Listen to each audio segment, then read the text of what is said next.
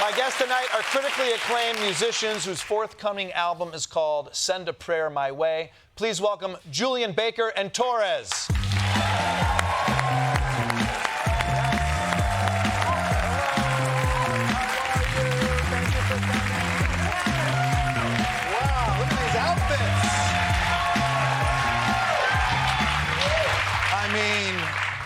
I thought I looked good. Yeah? Look at these outfits. These are amazing. Tell me about them. Well, we wanted to do the classic nudie suit thing. Got Union Western to make us these. Those are sweet. Got a little Tennessee flora and fauna. I think I even saw a marijuana leaf, perhaps. You might have. Yes. For those of you that know your music individually, wouldn't have necessarily thought you were going to get together and make a country album. How did we get here? Tell me what happened. Julien and I have been friends for a little while, and when the pandemic lockdown occurred, I texted her kind of out of the blue because I'd been thinking about making a country record for a while, but I didn't want to do it alone. Okay. And Julien was the first person I thought of because she's from Tennessee. Okay. I'm from Georgia. It just made sense, and I wanted. There's one Tennessean here in New York, like. I wanted to make something with her. I thought it sounded fun. Yeah, and it's been in the works for a little bit, right? Is that 5 years? 5 Yeah, years. 5 years. Wow, a little bit. It's beautiful. I love it. Thank you. I played it for my family. I played it for me. I played it for my dog. He now is wearing outfits like yours, which is strange. It's being called a queer country album. Why not call it a queerntry album? Michael Kosta, trademark 2025. Or a lesbentry album. Lesbentry. Is that good? No, I guess let's talk about genre for a second. I mean, the title queer country album, does that evoke anything? Do you bother that someone might call it that? Are you proud of that? I'm certainly proud of it. I mean, Yeah. you know,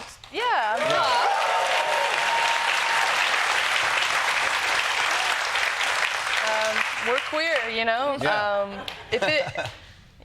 If it were up to me, it would just be country. Right. But, Yes. But I'm very proud to have made a queer country album. Absolutely. The title "Send a Prayer My Way" evokes religion. Tell me your journey with religion. Am I overthinking it? No, you're not overthinking it. I don't always think of Christianity doing such a good job with queer and gay. Absolutely not. I think Mackenzie and I know a little bit about that firsthand. We were both raised in a religious household and social context and culture. But yeah, I know Mackenzie and I were talking before this, and not to diminish our spirituality is important. You know, I think there's this idea that you talk about a practice of prayer, you're talking about a dogmatic religious belief. Mm-hmm. But I feel like organized religion is not necessarily the same thing. It maybe often gets in the way of pursuit of the divine. You know, I think that's something every human intuitively yearns for. I think definitely, you know, as musicians, as people seeking like just justice and fair treatment for ourselves and for, you know, the world, and being outraged at everything that's happening around us. I think that's a really normal reaction, is to idealize like a more utopian or divine destination. The pursuit of the divine, that's badass. And I can tell you, I feel like only musicians can pursue the divine. No one is listening to my comedy going, now that guy is in pursuit of the divine. Mackenzie, what are you? I want to hear your thoughts on the religious component, if there is one. Sure. Yeah, it's a little bit loaded. I mean, I grew up in the Baptist church, like evangelical in Georgia.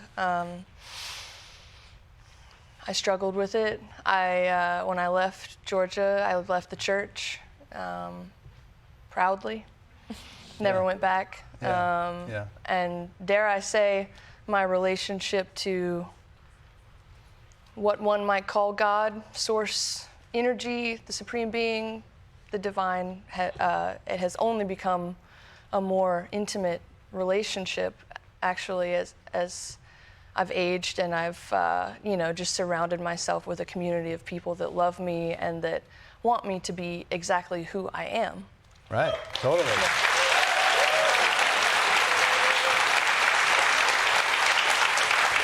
I love that. It doesn't surprise me that you're thoughtful and kind and compassionate in speaking with you because your music comes across that way. But you're speaking about things that love you for being you. Dogs. Holy shit. Oh One of your songs, Sylvia, it's about your dog, right, Mackenzie? That's right. Yeah. I love having a dog because when I go do comedy at night, I bomb, I succeed, it went well, it went poorly, it doesn't matter. All these thoughts and expectations I have when I walk through the door, he's happy to see me. Is that the same for music? Is that the same for your dog? What's the name of your dog? My dog is Sylvia. That's what the name of the song is. She was born on Sylvia Plath's birthday. Oh. She was born on Sylvia Plath's birthday. Let's state that, because I asked you what your dog's name was after I told you what your dog's name was. It could have been my dog. Could have been your dog. That's true. Yeah. So what's your relationship with your dog and music and I mean, it's the same thing. Yeah. Yeah, you have maybe a gig that you're not like super stoked about. And maybe you messed up a little bit and you come home and I mean, for me it's usually after maybe a more extended thing like a tour, and then I come home and Sylvia is just, oh God, she's just always the same. She's so loving. That's great. Yeah, precious. Yeah. What about you, Julien? No, it's the same. It's funny. I love dogs because their relationship is it's extralingual. There's nothing you can say really to a dog to manipulate them or to reframe a situation. Either you're showing up for them, you put food in the bowl, you take them out, or you don't. But weirdly, there's this like capacity for grace that extends, I feel like, a human relationship, or surpasses a human relationship. I got beans when I was going through kind of like a tough time in my life, and I was thinking, man, I don't have my shit together enough to have a dog, and the dog made me get my shit together, because now there's something else. I have to take care of her when she's just sitting looking at me with the sweetest, most innocent eyes. I'm like, okay, yeah. And I brought my asshole dog to the green room. And he was an asshole dog. Well, yeah. Well, he was very warm with you two. He sensed your kindness. Yeah, he sensed it. Sensed my love. I came home one time and I said hi to my dog before my wife. And she said, "Why are you saying hi to the dog first? Say hi to your wife first." And I said, "I'm saying hi to who's excited to see me."